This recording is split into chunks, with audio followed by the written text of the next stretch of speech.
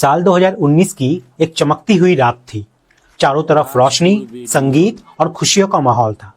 एक शादी समारोह अपने पूरे रंग में था और इसी भीड़ में एक लड़की अपनी सहेलियों के साथ वहां पहुंचती है।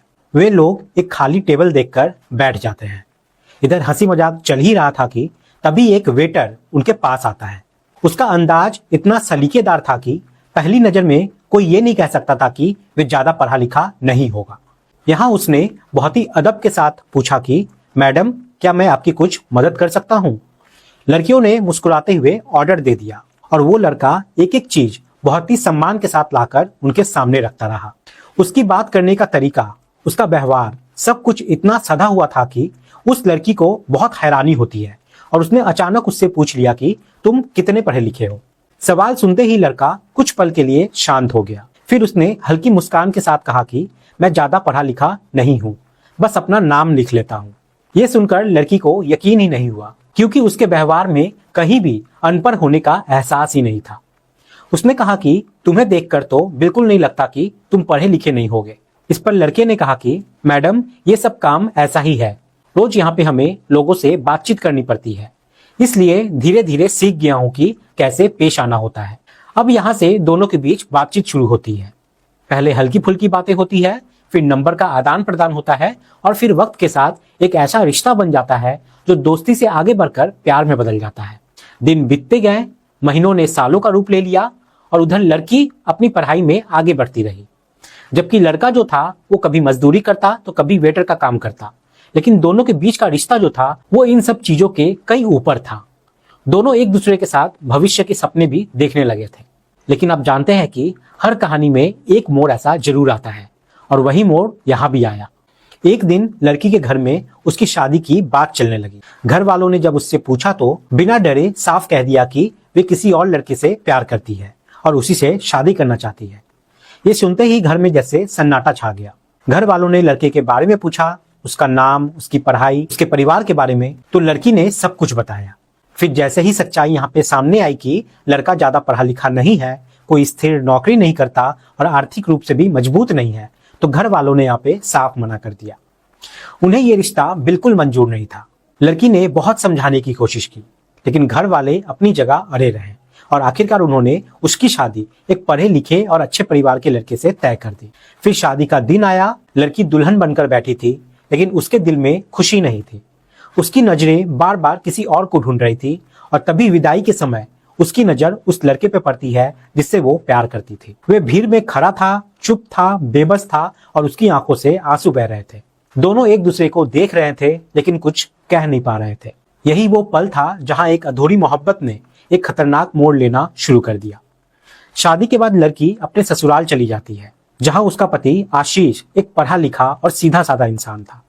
उसने जूलॉजी में एमएससी की थी और हाल ही में एक स्कूल में पढ़ाना शुरू किया था। परिवार बड़ा था, लगभग 16 लोग एक साथ रहते थे। सब कुछ एक आदर्श परिवार जैसा था। लड़की ने भी खुद को उस माहौल में ढाल लिया।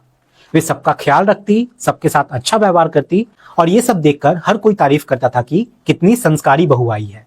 लेकिन ये सब सिर्फ बाहर की तस्वीर थी। अंदर ही अंदर उसका दिल अभी भी अपने पुराने प्यार के साथ जुड़ा हुआ था। शादी के बाद भी वो अपने प्रेमी के साथ बात करती रही, फोन कॉल पे, मैसेज पे, और ये सब छुप छुप कर चलता रहा। समय यहाँ पे बीतता गया, लेकिन अब उसके रिश्ते में बेचैनी बढ़ने लगी। दोनों समझ चुके थे कि इस तरह छुप छुप कर हमेशा नहीं चल सकता। फिर करीब 16 दिन बाद लड़की अपने मायके जाती है और वहीं उसकी मुलाकात अपने प्रेमी से होती है। इस बार उसकी मुलाकात सिर्फ प्यार भरी बातों तक सीमित नहीं रहती, बल्कि उन दोनों के बीच एक खतरनाक फैसला लिया जाता है। वे दोनों सोचते हैं कि अगर उन्हें साथ रहना है तो रास्ते में आ रहे इस इंसान को हटाना होगा। ये फैसला धीरे धीरे एक साजिश में बदल जाता है। उधर लड़की अपने पति की आदतों को अच्छी तरह जानती थी। उसे पता था कि उसका पति रोज रात को खाना खाने के बाद टहलने जाता है और यही बात इस साजिश का आधार बनती है। फिर तारीख तय होती है 30 जनवरी 2026 रात का समय। खाना खाने के बाद लड़की अपने पति के साथ टहलने निकलती है। साथ में उसके चचेरा भाई और उसकी पत्नी भी होती है, लेकिन लड़की बहाना बनाकर अपने पति को उनसे अलग कर देती है। वे कहती है कि आज थोड़ा अकेले समय बिताने का मन कर रहा है। अब जैसे ही आशीष और उसकी पत्नी अंजू गांव से करीब 200 मीटर दूर उस सुनसान रास्ते पे पहुंचते हैं, जहां पहले से चारों तरफ सन्नाटा था। हल्की ठंडी हवा चल रही थी और रात अपने अंधेरे में सब कुछ छुपाए बैठी थी। लेकिन उस अंधेरे में 3 परछाइयां पहले से छिपी बैठी थी जो सही मौके का इंतजार कर रही थी। अंजू लगातार अपने फोन के जरिए अपने प्रेमी को लोकेशन बता रही थी कि वे कहां तक पहुंच चुके हैं। जैसे ही उन्हें यकीन हो गया कि अब कोई आसपास नहीं है, तो अचानक झाड़ियों के पीछे से निकलकर 3 लोग बाहर आते हैं और बिना कुछ कहे सीधे आशीष पर टूट पड़ते हैं। आशीष को कुछ समझ ही नहीं आता कि ये हो क्या रहा है। वे खुद को संभालने की कोशिश करता है, लेकिन लाठी डंडों से हो रहे लगातार वार उसे कमजोर कर देते हैं। वे जमीन पर गिर जाता है और दर्द से तड़पने लगता है। उसी समय अंजू वहां पे पास खड़ी सब कुछ देख रही थी, लेकिन उसने ना तो चीखने की कोशिश की और ना ही किसी को बचाने की, क्योंकि ये सब उसी की योजना का हिस्सा था। हमलावरों में उसका प्रेमी संजय भी शामिल था, जिसके साथ उसने जिंदगी बिताने के सपने देखे थे। अब वही सपना किसी की मौत की कीमत पर पूरा होने जा रहा था। कुछ देर तक मारपीट करने के बाद जब उन्हें लगा कि आशीष अभी जिंदा है और सिर्फ मारपीट से बात नहीं बनेगी, तब उन्होंने एक मफलर निकाला और उसी मफलर से आशीष का गला घोट दिया। कुछ ही पलों में उसकी सांसें थम जाती है और एक निर्दोष इंसान की जिंदगी यहाँ पे खत्म हो जाती है। हत्या के बाद उन्होंने तुरंत अपने अगले कदम पर काम किया, ताकि ये पूरा मामला एक हादसा या लूट जैसा लगे। उन्होंने आशीष का मोबाइल, उसकी अंगूठी और अंजू के कानों की बालियां और पैरों की बिछिया निकाल ली, ताकि पुलिस को लगे कि ये लूटपाट की घटना है। इसके बाद ये सभी वहां से भागने की तैयारी करते हैं कि तभी दूर से एक गाड़ी की लाइट उनकी तरफ आती हुई दिखाई देती है। ये वही तोलाराम था जो डीजे का काम करके अपने घर लौट रहा था। जैसे ही हमलावरों को यह एहसास हुआ कि कोई आ रहा है, वे तुरंत झाड़ियों में छिप जाते हैं और अंजू जमीन पर लेटकर बेहोश होने का नाटक करने लगती है। तोलाराम वहां पहुंचता है और जैसे ही वो गाड़ी रोककर उतरता है और अपने मोबाइल की टॉर्च जलाकर ये सब देखता है, तो उसके होश उड़ जाते हैं। सामने उसका पड़ोसी आशीष खून से लथपथ पड़ा था और उसके पास उसकी पत्नी अंजू बेहोशी की हालत में पड़ी हुई थी। वे जोर जोर से चिल्लाने लगता है और उसकी आवाज सुनकर गांव के लोग भी दौड़कर वहां पहुंच जाते हैं। सभी मिलकर दोनों को अस्पताल ले जाते हैं, जहां डॉक्टर आशीष को मृत घोषित कर देते हैं, जबकि अंजू को गंभीर हालत में बीकानेर रेफर कर दिया जाता है। शुरुआत में ये मामला एक सड़क हादसे या लूट जैसा लगता है। परिवार भी यही मानता है और पुलिस को भी यही बताया जाता है कि किसी अज्ञात वाहन ने टक्कर मारी और फिर लूटपाट की गई। लेकिन जैसे जैसे जांच आगे बढ़ती है, कहानी की परतें खुलने लगती है। पोस्टमार्टम रिपोर्ट आने के बाद सबसे बड़ा पहला झटका लगता है, क्योंकि उसमें साफ हो जाता है कि ये किसी सड़क हादसे का मामला नहीं बल्कि एक हत्या है। वहीं दूसरी तरफ बीकानेर से रिपोर्ट आती है कि अंजू को कोई गंभीर चोट नहीं आई थी, वे पूरी तरह सुरक्षित थे। ये बात पुलिस के शक को और ज्यादा गहरा कर देती है। जब अंजू से पूछताछ की जाती है तो वो वही कहानी दोहराती है कि कुछ लोग आए, उन्होंने हमला किया और लूटपाट करके भाग गए। लेकिन पुलिस अब उसकी बातों पर पूरी तरीके से भरोसा नहीं कर पा रही थी। इसके बाद पुलिस उसके मोबाइल की कॉल डिटेल्स निकलवाती है और यहीं से इस केस का सबसे बड़ा राज सामने आता है।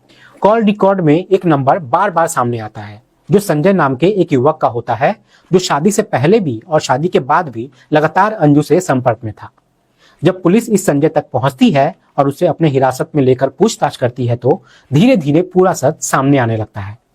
संजय बताता है कि वे और अंजू पिछले 6-7 सालों से एक दूसरे से प्यार करते थे, लेकिन अंजू के घर वाले इस रिश्ते के खिलाफ थे। इसलिए अंजू के घर वाले उसकी शादी उसके मर्जी के खिलाफ आशीष से करवा दी। शादी के बाद भी दोनों का संपर्क बना रहा और आखिरकार उन्होंने आशीष को रास्ते से हटाने की योजना बनाई। इस योजना में संजय के 2 दोस्त भी शामिल थे, जिन्होंने उस रात झाड़ियों में छिपकर सही मौके का इंतजार किया और फिर मिलकर इस हत्या को अंजाम दिया। पुलिस जब इस मामले का पूरा खुलासा करती है तो हर कोई हैरान रह जाता है। एक नई नवेली दुल्हन, जिसे परिवार ने इतने भरोसे और प्यार से अपनाया था, उसने अपने ही पति की हत्या की साजिश रच दी थी, और वो भी सिर्फ अपने प्रेमी को पाने के लिए। आशीष के परिवार वाले सदमे में आ जाते हैं। उन्हें यकीन ही नहीं होता है कि जिस बहू को उन्होंने इतना प्यार दिया, वही उनके बेटे की मौत की वजह बन गई। वे बार बार यही कहते हैं कि अगर उसे ये शादी मंजूर नहीं थी तो उसने पहले ही मना क्यों नहीं कर दिया। किसी की जान लेने की क्या जरूरत थी। पुलिस चारों अपराधियों को गिरफ्तार कर लेती है और मामला अदालत में पहुंच जाता है। लेकिन ये कहानी सिर्फ एक हत्या की नहीं है, ये कहानी है एक गलत फैसले की, एक छुपे हुए रिश्ते की और एक खतरनाक सोच की, जहां प्यार के नाम पर किसी की जिंदगी खत्म कर दी जाती है। ये हमें यह भी सिखाती है कि रिश्ते जबरदस्ती नहीं बनाए जा सकते और सच्चाई को जितना दबाया जाए वो उतनी ही ज्यादा खतरनाक बनकर सामने आती है। अगर सही समय पर सही फैसला लिया जाता, अगर सच्चाई को स्वीकार किया जाता, तो शायद आज आशीष जिंदा होता। आप सभी यहाँ पे सतर्क रहें, सावधान रहें। जय हिंद, जय भारत।